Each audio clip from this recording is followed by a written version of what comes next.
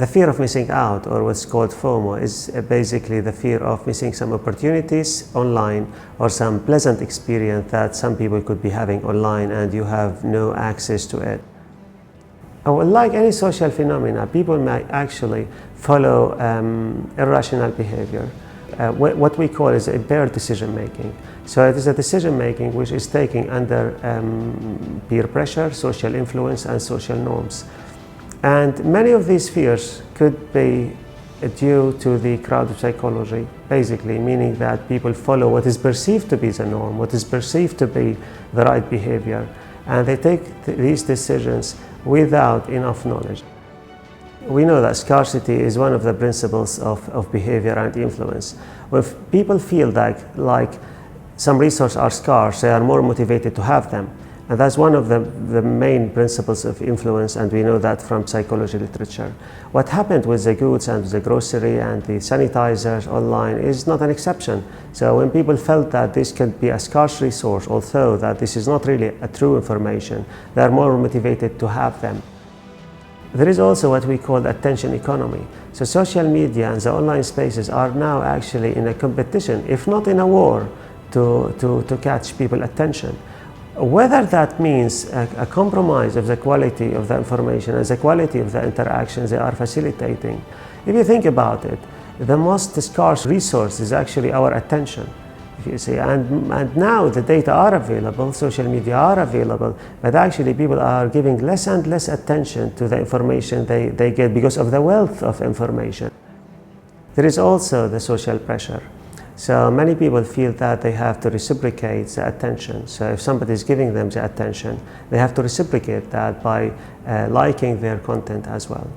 And that is another reason why people sometimes feel the urge to share and to like in order to reciprocate the sympathy that other people showed them in the past.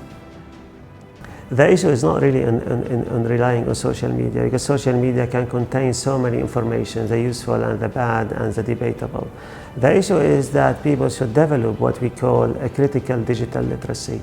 So they need to apply critical thinking on the online spaces, not only in terms of content, but also in terms of how the information are being collected and presented to them. I don't think social media are really concerned about the content. They are actually concerned about the widespread of the content, but without really interference in the quality of that content. And there is a big debate whether social media should remain as a neutral medium or they should also play the referee. And I think as part of the corporate social responsibility of social media, they need to at least enable tools and other parties, third parties, to have access to the data and help people to differentiate between the right information and misinformation. The issue with the social media right now, they are quite closed. So they do not allow any other tools, software, parties to access to the data, even with user consent. So what we are advocating in our research, that actually we need a more open model where users can allow third-party companies, third-party software to access their data and help them to classify the data, filter the data, tag the data, so that they get more care and more quality data from the social networks. Unfortunately, social networks are not allowing this model to happen at the moment. So there is a positive side of social media in the time of crisis. So for example, in the coronavirus case, many celebrities played role models. So basically they self-isolated themselves and they normalized the behavior of self-isolation. Social media also helped to show solidarity at the global level around the virus.